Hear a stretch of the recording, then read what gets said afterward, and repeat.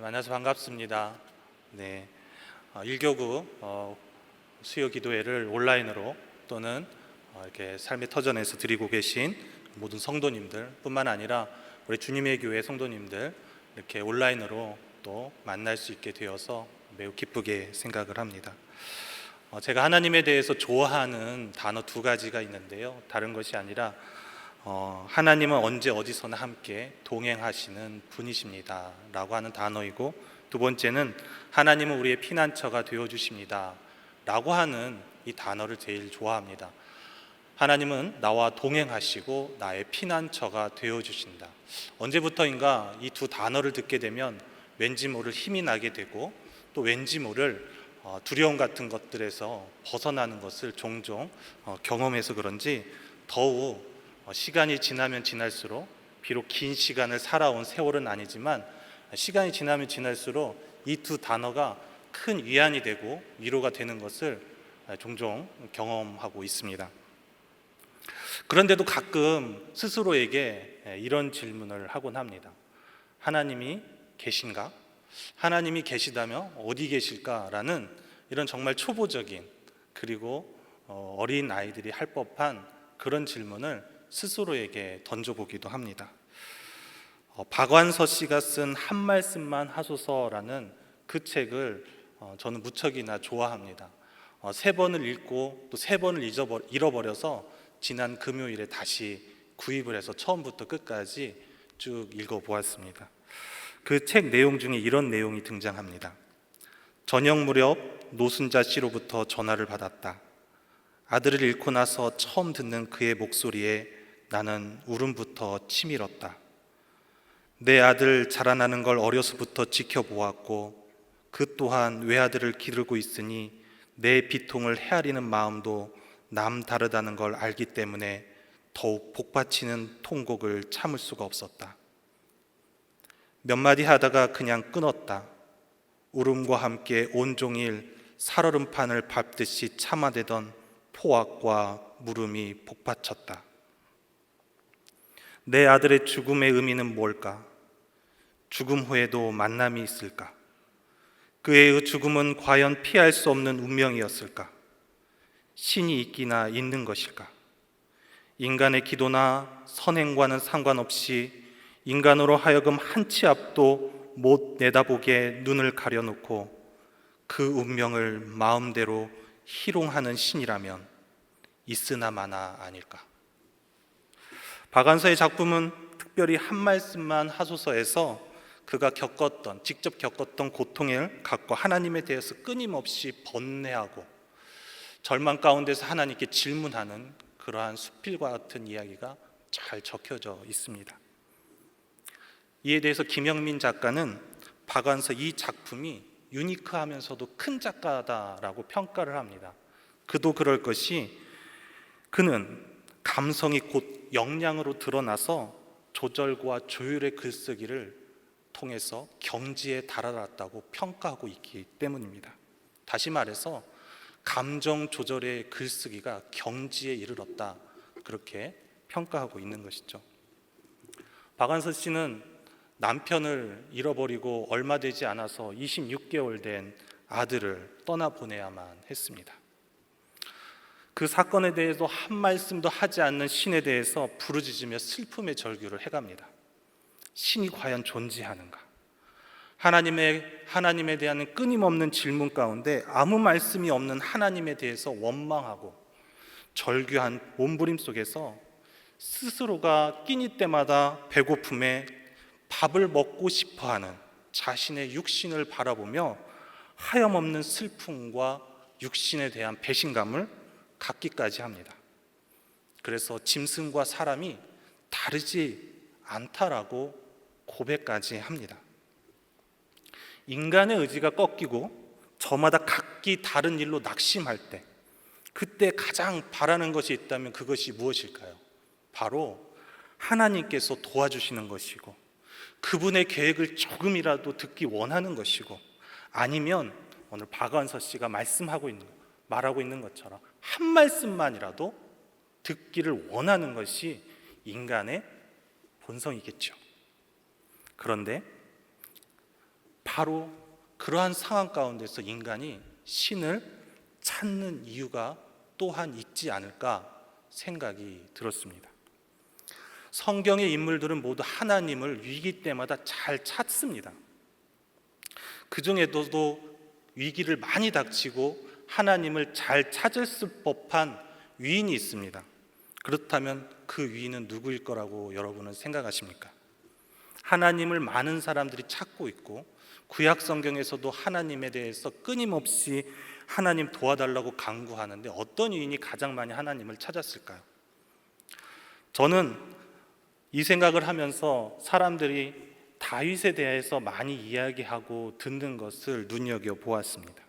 제 친구도 영문 이름을 다윗이라고 지어서 사용하고 아이디어도 다윗이라고 지어서 사용합니다. 그러나 저는 다윗을 사실 좋아하지는 않습니다. 원래 좋아하지 않았습니다.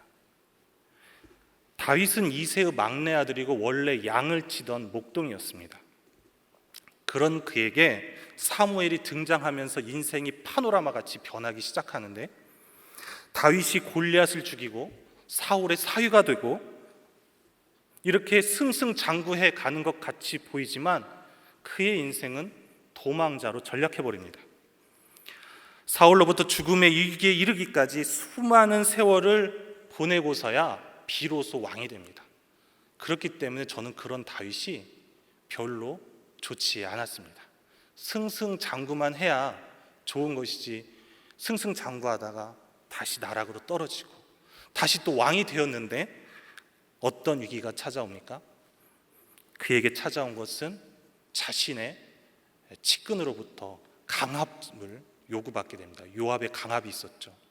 뿐만 아니라 암논이라고 하는 자녀가 불의치 않은 일을 행함으로 불의를 행함으로 압살롬에 의해서 죽임을 당하게 됩니다.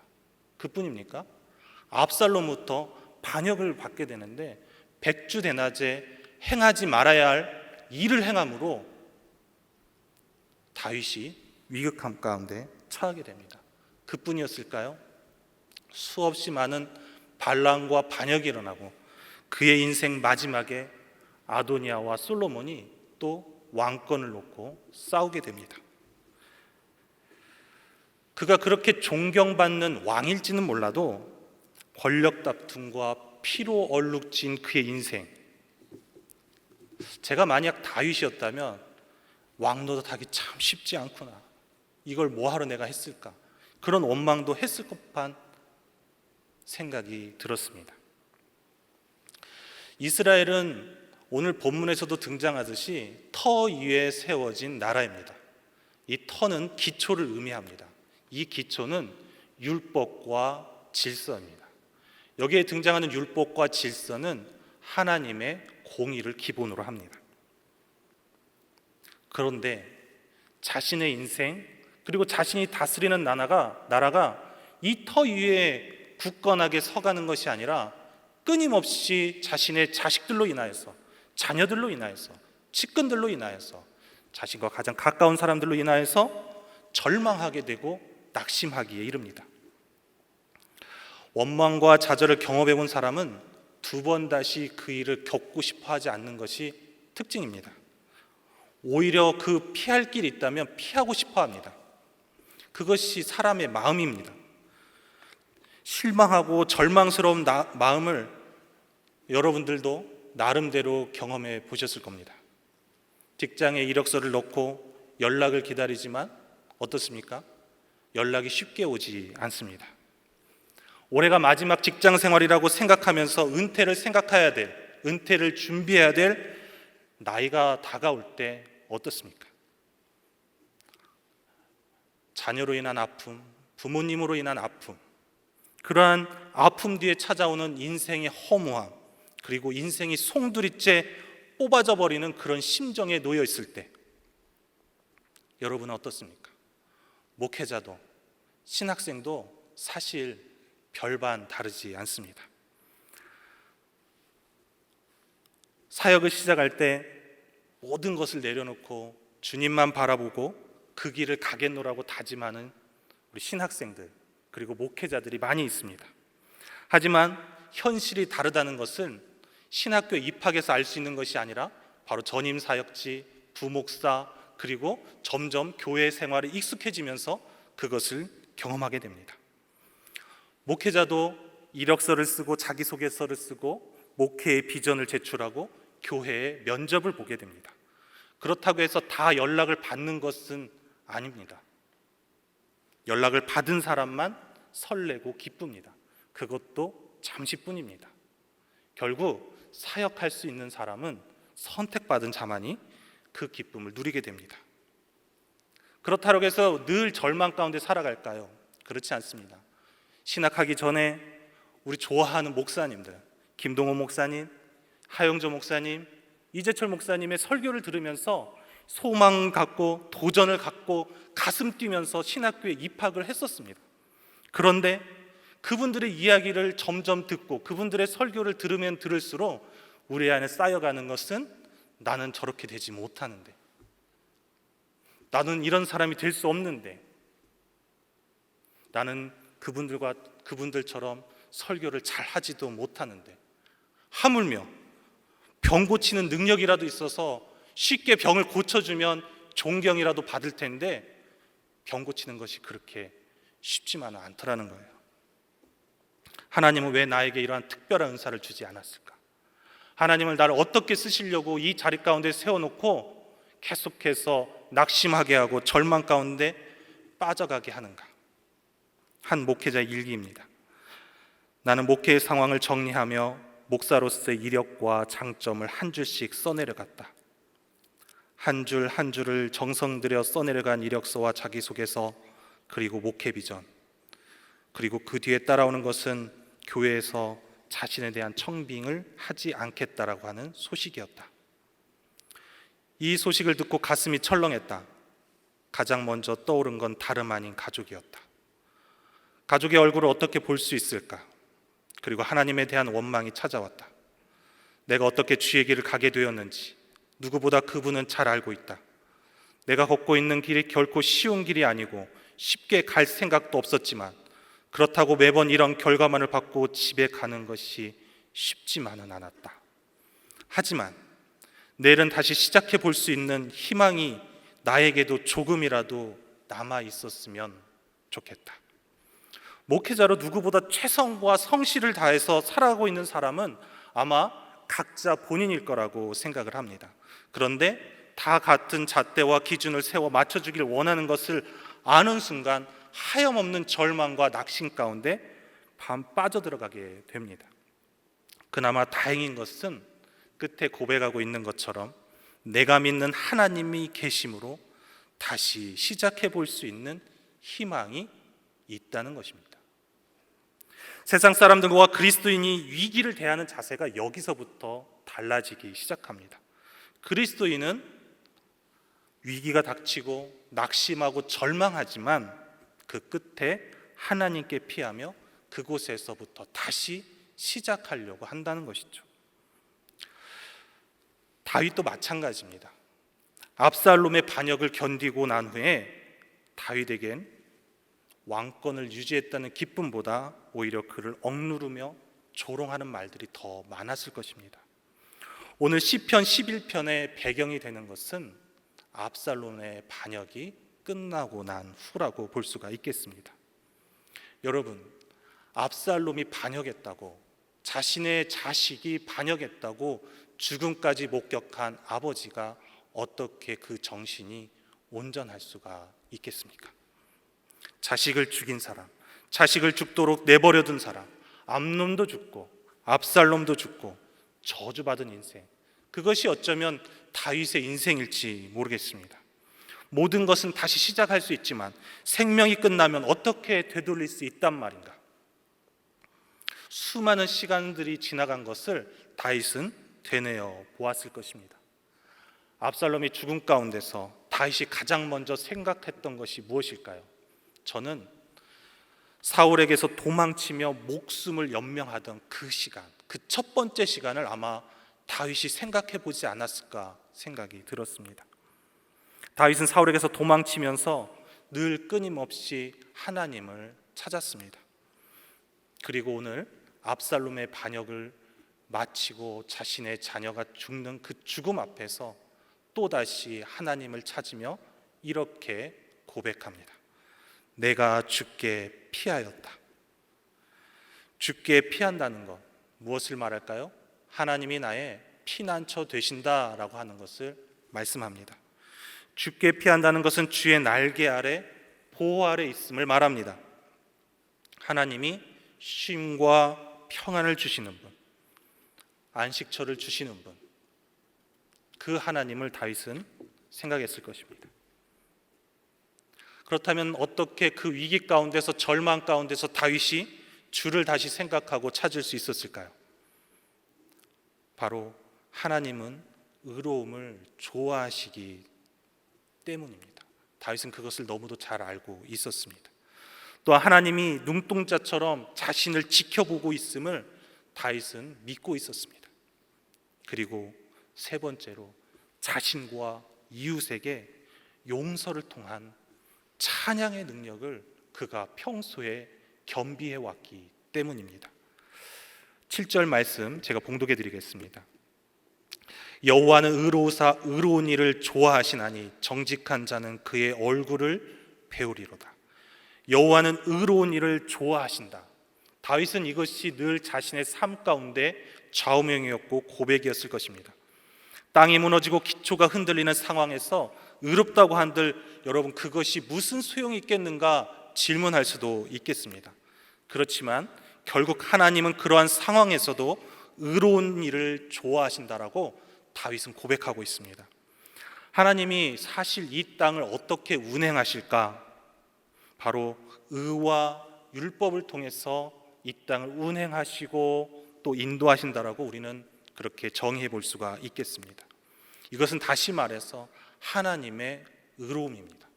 하나님의 의로움은, 하나님의 의는 바로 사회적 자비로 정의 내릴 수가 있습니다. 사회적인 자비를 베풀며 개인 간의 자비의 관계를 맺어갈 때 비로소 하나님의 의, 하나님의 공의가 드러나게 됩니다. 다윗은 늘 그렇듯이 위기의 순간이 올 때면 자신을 돕고 지켰던 그 하나님, 의로움을 찾고 좋아하시는 자비의 하나님, 그 하나님에게 자신의 시선을 늘 끊임없이 돌렸던 다윗입니다. 다윗에게 있어서 훌륭한 부분은 바로 자신에게 찾아온 시련 가운데서 늘 습관적으로 찾던 의를 지키시는, 자비를 베푸시는, 마치 어머니께서 품으시고 안으시고 잉태하시는 그 하나님을 늘 끊임없이 기억했다는 거예요. 시편에 보면 다윗의 많은 찬양이 있습니다. 그 찬양에 보면 의가 많이 쓰이고 있습니다. 매일같이 밤낮없이 찾아오는 절망과 낙심을 이겨낼 수 있는 유일한 길이 있다면 그것은 무엇일까요? 바로 자비하신 하나님, 의로움을 베푸시는 그 하나님을 다시 찾는 것에서 시작할 수 있다는 것을 깨닫기를 바랍니다. 또한 다윗은 하나님께서 인생을 통촉하시고 감찰하시는 분, 하나님이 눈동자처럼 지켜보심을 믿었다라고 고백하고 있습니다. 4절과 5절 말씀 제가 봉독해 드리겠습니다. 여호와께서는 그의 성전에 계시고 여호와의 보좌는 하늘에 있으며 그의 눈이 인생을 통촉하시고 그의 안목이 그들을 감찰하시도다. 여호와는 의인을 감찰하시고 악인과 폭력을 좋아하는 자를 마음에 미워하시도다. 통촉하시다, 감찰을 하시다, 이러한 단어는 모두 하나님께서 그의 모든 행위의 동기에서부터 인간의 숨겨진 마음까지 다 아신다라고 하는 것을 일컫는 말입니다. 하나님은 우리의 숨겨진 마음까지도 다 살피시고 아시는 분입니다. 그렇기 때문에 속으로 감춰둔 것, 그러한 것은 모두 겉으로 드러나게 됩니다.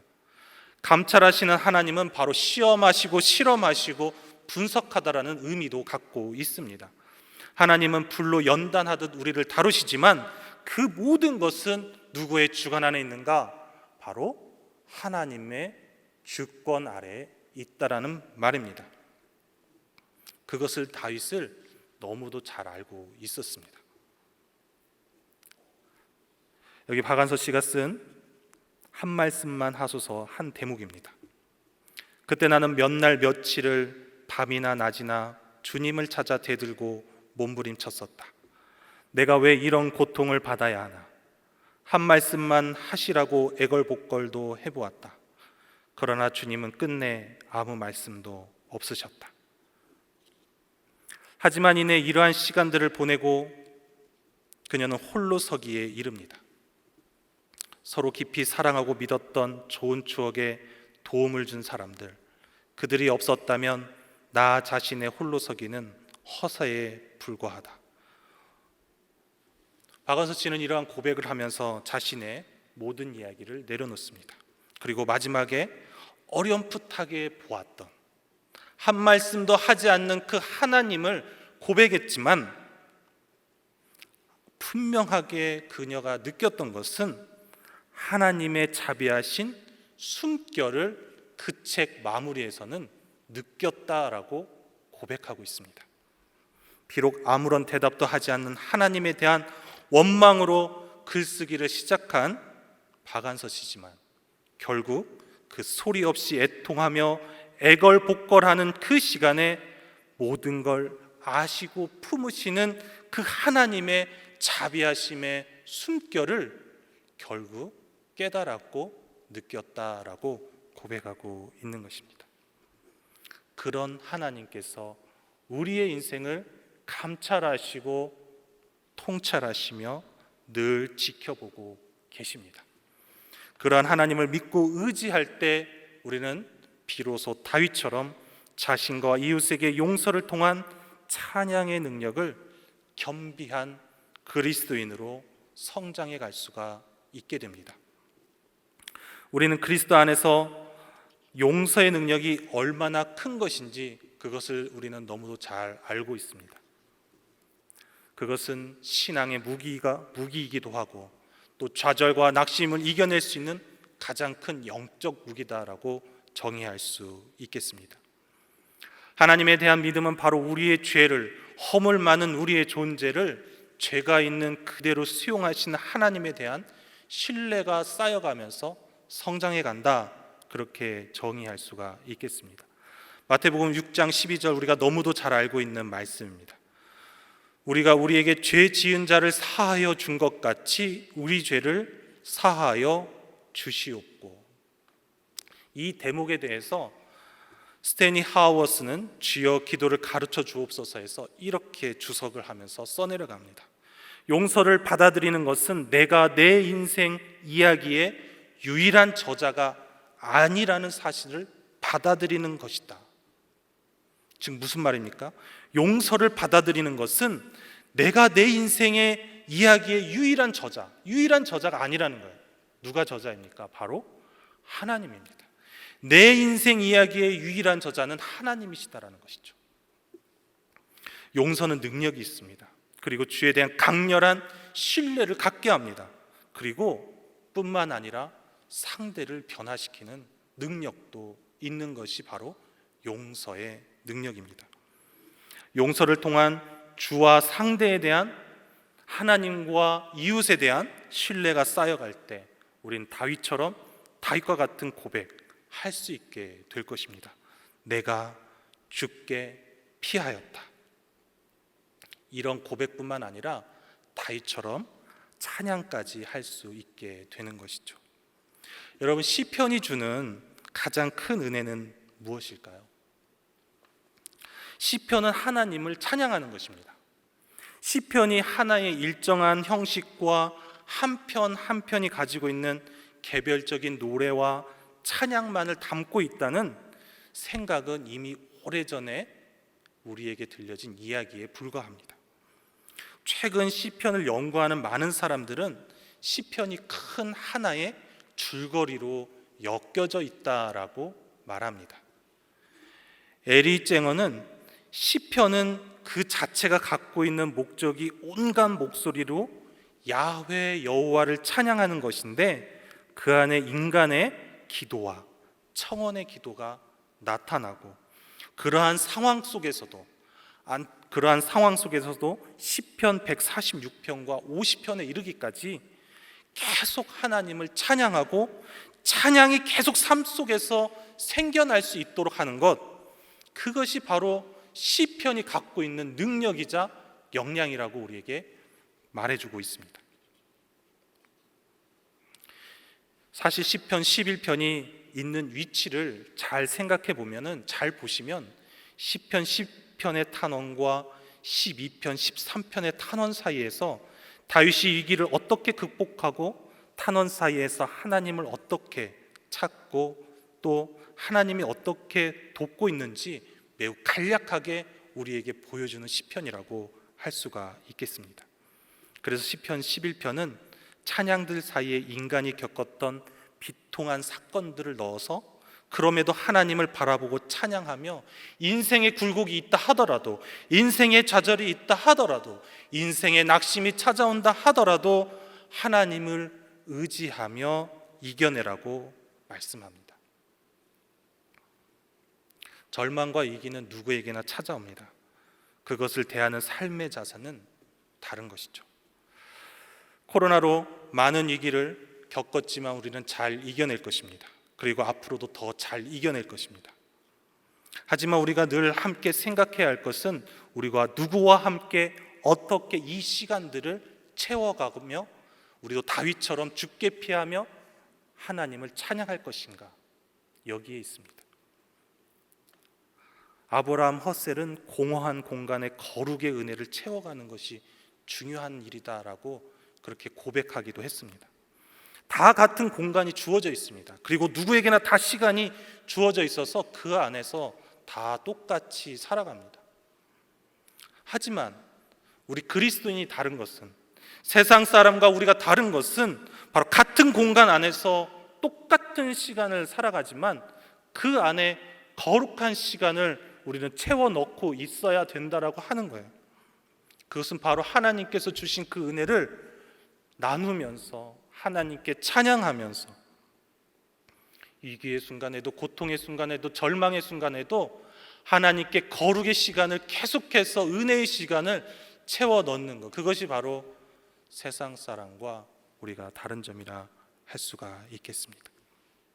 그러기 위해서는 고통의 순간, 위기의 순간마다 의로움을 좋아하시고 감찰하시는 하나님의 편에서 세상을 향한 용서를 베풀며 거룩한 시간으로 채워갈 수 있는 그 능력, 우리에게 있어야 할 것입니다.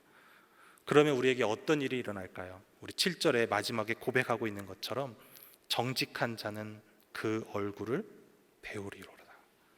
하나님의 얼굴, 하나님의 영광, 하나님의 임재를 경험하는 삶이 될 것입니다. 늘 그랬듯이 여러분, 우리 7월이 다가왔습니다. 이 7월에도 주를 피난처 삼으면서 하나님만을 의지하고 또 의롭게 행하면서 살아가는 귀한 삶 되시기를 이 시간을 통하여서 간절히 소망합니다. 우리